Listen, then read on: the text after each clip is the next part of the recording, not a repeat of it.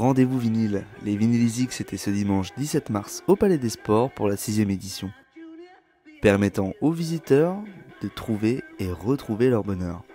Je me suis fait un petit plaisir là. Bon, j'ai acheté du Maiden, du Rainbow et puis un petit AC/DC que j'avais pas déjà depuis des années 80, donc je les avais pas, donc j'ai retrouvé là.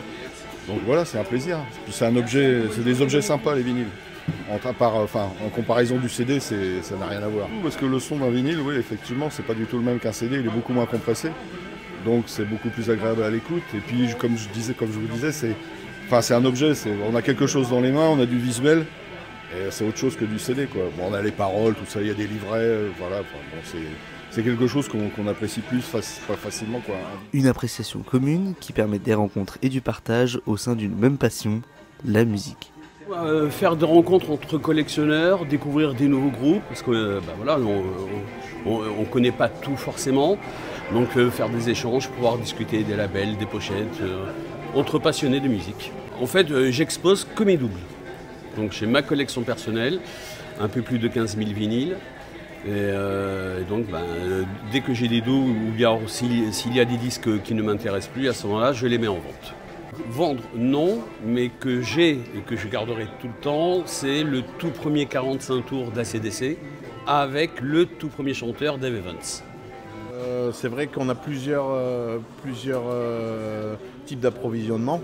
Alors le premier, c'est vrai qu'on a un stock depuis... moi je suis DJ depuis plus de 20 ans. Je collectionne depuis plus de 20 ans. C'est vrai que j'ai quand même amassé pas mal de quantité de disques. Et c'est vrai qu'après, sinon, je rachète pas mal de collections aux gens. Ou après, j'aime bien chiner un peu comme tout le monde, chercher à droite, à gauche, à la recherche de la pépite.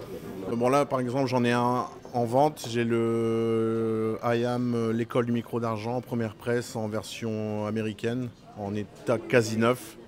Ça, c'est un disque,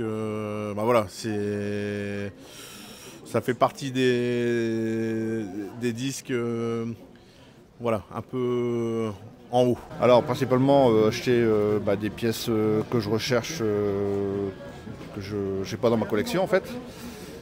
Là actuellement c'est surtout du Anvil, Sauvé Déglingué, des albums punk rock des années 80